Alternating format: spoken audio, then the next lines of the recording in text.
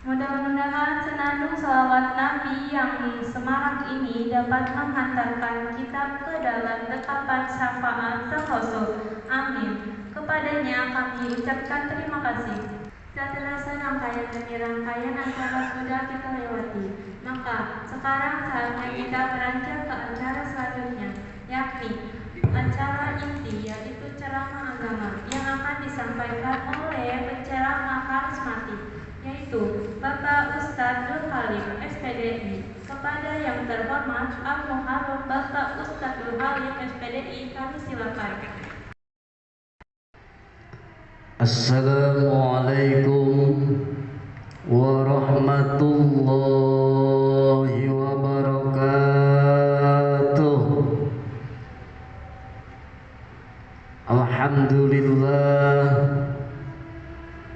Alhamdulillah wa syukru ala ni'matillah. Ashhadu an la ilaha illallah wahdahu la syarika lah, wa ashhadu anna Muhammadan abduhu wa rasuluh.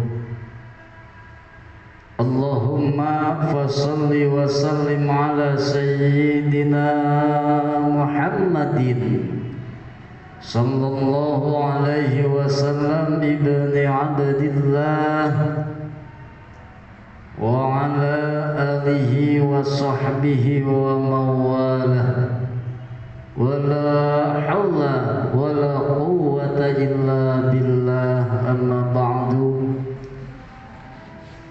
faqad qala Allah ta'ala fil Qur'anil Karim, a'udzu billahi minasy syaithanir rajim, bismillahirrahmanirrahim.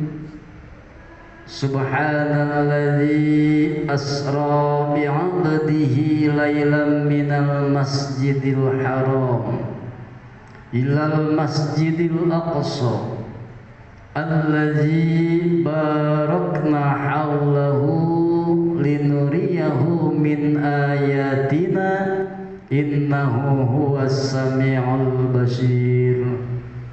Al-ayah sadaqallahul azim, wallahu a'lam bimuradih.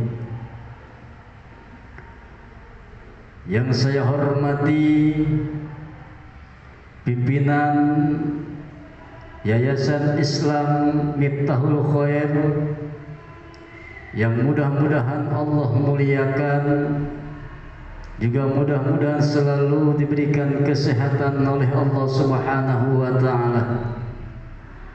Yang saya hormati Kepala SMP Gandasari Kota Tangerang, yang mudah-mudahan selalu diberikan kesehatan dan umur panjang yang barokah, juga mudah-mudahan dimuliakan oleh Allah Subhanahu wa ta'ala.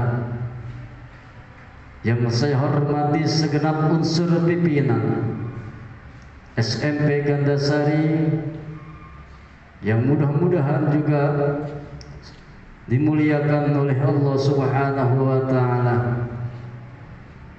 Juga seluruh Bapak dan Ibu guru SMP Gandasari Kota Tangerang, yang mudah-mudahan Allah tambah ilmu yang bermanfaat dan barokah.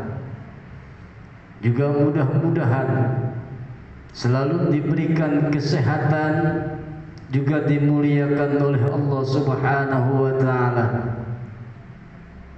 Kepada seluruh siswa dan siswi SMP Gandasari Kota Tangerang, yang mudah-mudahan Allah jadikan anak-anak yang soleh dan soleha, juga mudah-mudahan selalu diberikan kesehatan, ditambah ilmu yang banyak serta barokah, juga mudah-mudahan dimuliakan oleh Allah Subhanahu wa ta'ala. Serta para hadirin wa hadirat jamaah rahimakumullah. Pertama-tama marilah kita senantiasa memanjatkan puji serta syukur kita kehadirat Allah Subhanahu wa taala yang telah memberikan nikmat yang luar biasa kepada kita, terutama nikmat iman dan Islam serta nikmat sehat dan umur panjang kepada kita. Sehingga alhamdulillah pada kesempatan ini insyaallah kita akan memperingati, yaitu peringatan Isra dan Mi'rajnya Nabi kita, Nabi besar Muhammad sallallahu alaihi wasallam pada tahun 1442 Hijriah. Yang mudah-mudahan dengan peringatan Isra dan Mi'rajnya walaupun sesederhana ini, kita semua dapat mengambil hikmah daripada peringatan ini, sehingga kita jadikan peristiwa Isra dan Mi'rajnya ini yaitu untuk mengambil sebuah pelajaran di dalam kehidupan kita sehari-hari.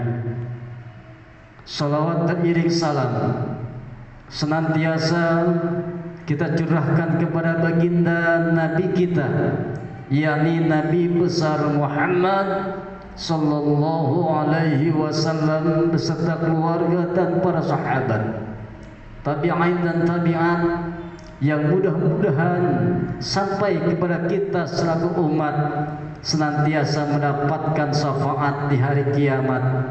Amin amin ya rabbal alamin. Hadirin wal hadirat jamaah rahimakumullah. Manusia berada di dalam 3 dimensi waktu. Pertama, masa lalu. Yang kedua, masa sekarang. Dan yang ketiga adalah masa yang akan datang. Masa lalu katanya adalah kenangan. Masa sekarang adalah kenyataan, dan masa yang akan datang adalah sebuah harapan, impian, hayalan, juga cita-cita. Namun manusia yang pandai adalah manusia yang dapat mengambil pelajaran di masa lalu untuk menentukan sikap pada hari ini dan langsung membuat sebuah perencanaan untuk hidup di masa yang akan datang. Hadirin wal hadirat jamaah rahimakumullah, pada kesempatan pertemuan ini insyaallah kita akan membahas apa yang disebut hikmah peristiwa Isra dan Mi'rajnya Nabi kita, Nabi besar Muhammad sallallahu alaihi wasallam. Isra dan Mi'raj adalah sebuah peristiwa yang amat sangat luar biasa. Makanya di dalam Al-Quran, di dalam surat Bani Israel ini, ayat pertamanya dimulai dengan kata subhana, dengan kata subhanallazi, yang artinya maha suci Allah. Tidak semua surat-surat di dalam Al-Quran diawali dengan kata subhanallazi, tidak dimulai dengan maha suci Allah. Tetapi di dalam surat Bani Israel ini Allah menurunkan di dalam Al-Quran itu menyebutkan ayat pertamanya subhanallazi, maha suci Allah. Ini menandakan bahwa peristiwa Isra dan Mi'rajnya ini adalah sebuah peristiwa yang amat sangat luar biasa. Kita lihat di dalam Al-Quran banyak sejarah-sejarah yang diceritakan. ketika Nabi Adam diciptakan oleh Allah, itu pun peristiwa yang luar biasa. Tapi ayatnya tidak didahului dengan subhanallazi. Kemudian peristiwa Fir'aun ditenggelamkan oleh Allah beserta bala tentaranya di Lautan Merah. Itu pun peristiwa luar biasa, tapi tidak diawali dengan subhanallazi. Dengan melihat daripada konteks bahasa daripada Al-Quran yang diawali subhanallazi, ini menandakan bahwa kejadian Isra dan Mi'raj adalah kejadian yang amat sangat luar biasa. Hadirin wa hadirat jamaah rahimakumullah, Isra dan Mi'rajnya Nabi Muhammad, perjalanannya dari Masjidil Haram ke Masjidil Aqsa, yaitu perjalanan di malam hari yang sangat singkat. Dari Masjidil Aqsa kemudian Allah angkat ke langit pertama sampai tembus ke Sidratul Muntaha. Kemudian di sanalah Nabi Muhammad SAW bertemu langsung dengan Allah Subhanahu wa Ta'ala, dan seketika itulah Nabi kita mendapatkan perintah dari Allah, yaitu untuk melaksanakan sholat 5 waktu.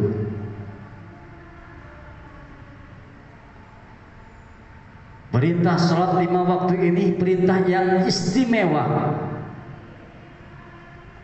Kenapa?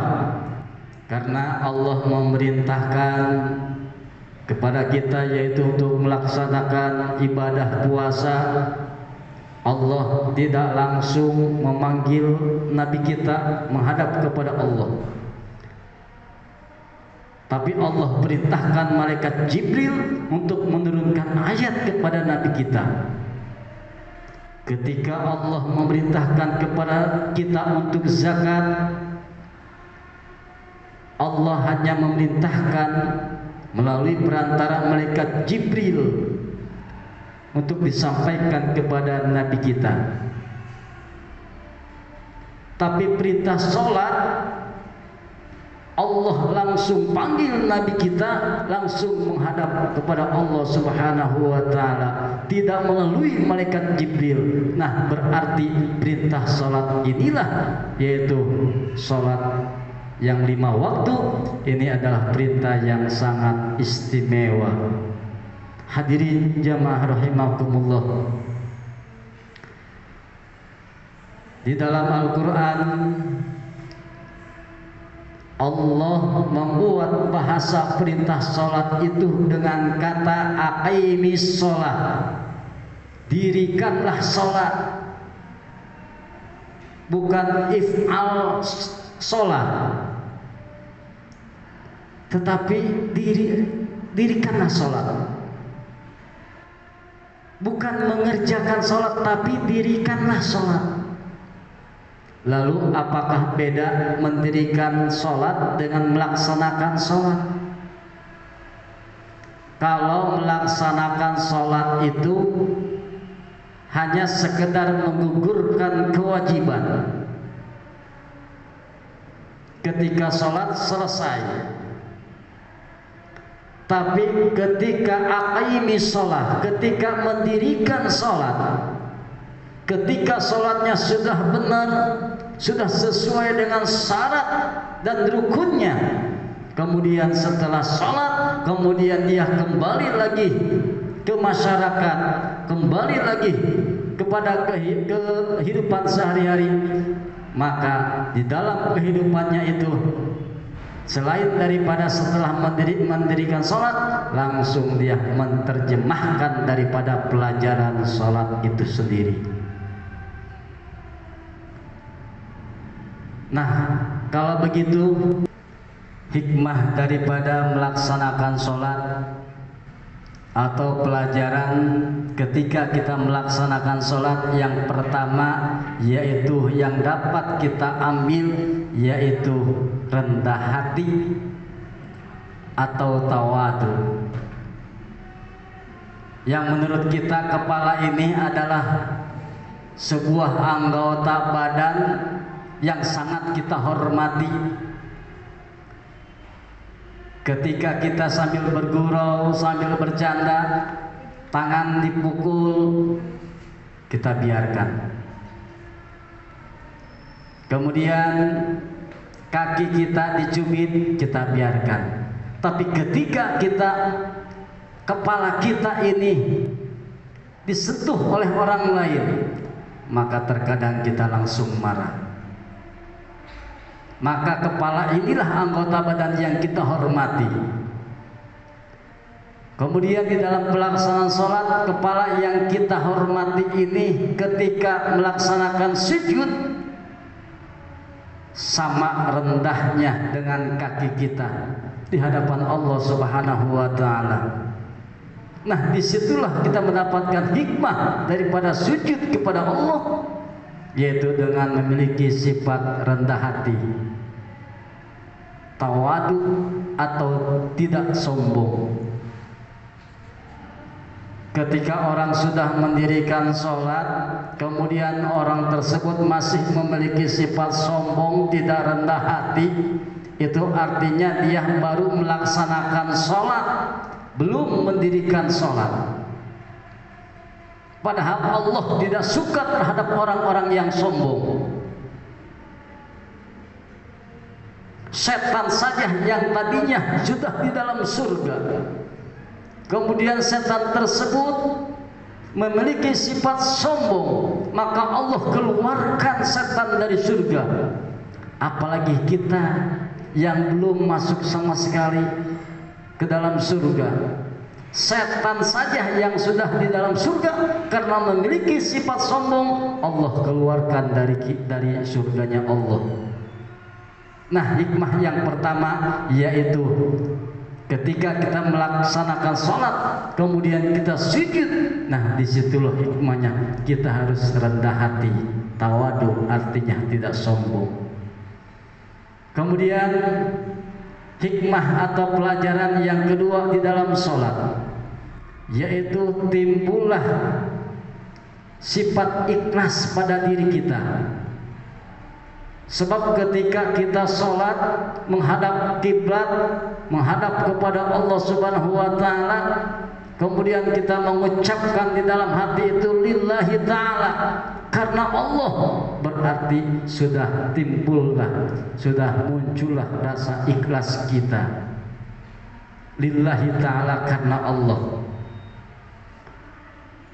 Maka ketika kita sudah ikhlas, apapun yang kita lakukan, apapun yang kita perbuat, itu semata-mata hanya kepada Allah Subhanahu wa ta'ala. Kemudian hikmah yang ketiga yaitu dapat kita ambil daripada pelajaran sholat tersebut, yaitu kita menanamkan sikap disiplin kita. Sebab yang namanya sholat itu ada waktu-waktunya. Ketika zuhur, maka kita melaksanakan sholat zuhur, bukan melaksanakan subuh. Ketika sholat asar, kita melaksanakan sholat asar, bukan sholat zuhur. Artinya apa? Berarti itu menandakan kita harus memiliki sifat disiplin. Itu hikmah daripada yang ketiga. Namun dikarenakan memang waktu dan situasi yang seperti ini, insya Allah yang akan saya sampaikan ini tidak banyak. Namun mudah-mudahan apa yang saya sampaikan ini ada hikmah dan pelajaran yang dapat kita ambil, sehingga dapat bermanfaat khususnya kepada diri saya sendiri, umumnya kepada para jemaah sekalian. Kesimpulan daripada pertemuan kali ini yaitu pertama, peristiwa Isra dan Mi'rajnya Nabi kita adalah peristiwa yang amat sangat luar biasa. Perjalanan di malam hari yaitu dari Masjidil Haram ke Masjidil Aqsa sampai tembus Mi'raj ke langit pertama sampai terus ke Sidratil Muntaha, itu hanya dilakukan sepertiga malam. Inilah disebut dengan peristiwa yang amat sangat luar biasa. Kesimpulan yang kedua, bahwasanya di Isra Mi'raj inilah Nabi kita mendapatkan perintah untuk mendirikan sholat, khususnya kemudian umumnya kepada kita semua selaku umat-umat baginda Nabi besar Muhammad sallallahu alaihi wasallam. Kemudian yang ketiga, yaitu kita dapat mengambil daripada pelajaran-pelajaran di dalam sholat untuk kita realisasikan, untuk kita terapkan di dalam kehidupan kita sehari-hari. Dengan mudah-mudahan dengan adanya peristiwa Isra Mi'raj ini tambah menambah keyakinan kita kepada Allah, menambah keyakinan kita iman kepada Rasulullah. Juga mudah-mudahan kita semua mendapatkan syafaatul uzma dari Kangjeng Nabi kita, Nabi besar Muhammad sallallahu alaihi wasallam. Mungkin ini saja yang dapat saya sampaikan. Insyaallah sebelum saya tutup, kita akan berdoa bersama-sama terlebih dahulu. Allahumma sholli wa sallim ala sayyidina Muhammadin fil awwalina wal akhirina wa barik wa sallim wa radiyallahu ta'ala an kulli sahabati Rasulillahi ajma'in. Amin ya Allah ya rabbal alamin. Alhamdulillahi rabbil alamin. Hamdan na'imin hamdan syakirin, hamdan yuwafi ni'amahu wa yukafi'u mazidah. Ya Rabbana lakal hamdu wa lakas syukru kama yanbaghi li jalali wajhikal karimi wa azimi sultani. Allahumma sholli ala sayyidina Muhammad wa ala ali sayyidina Muhammad. Allahumma barik lana fi Rajab wa Sya'bana wa ballighna Ramadana waghfir lana dzunubana wa hasil maqasidana wa balligh muradana bil khair fid dini wad dunya wal akhirah. Allahumma inna nas'aluka ilman nafi'an wa rizqan halalan tayyiban wasi'an mubarakan wa amalan mutaqabbalan. Rabbana taqabbal minna innaka antas samiul alim wa tub alaina innaka antat tawwabur rahim. Rabbana atina fid dunya hasanah wa fil akhirati hasanah wa qina adzabannar. Subhana rabbika rabbil izzati amma yasifun wa salamun alal mursalin walhamdulillahi rabbil alamin. Sekian, billahi taufiq wal hidayah. Wassalamualaikum warahmatullahi wabarakatuh.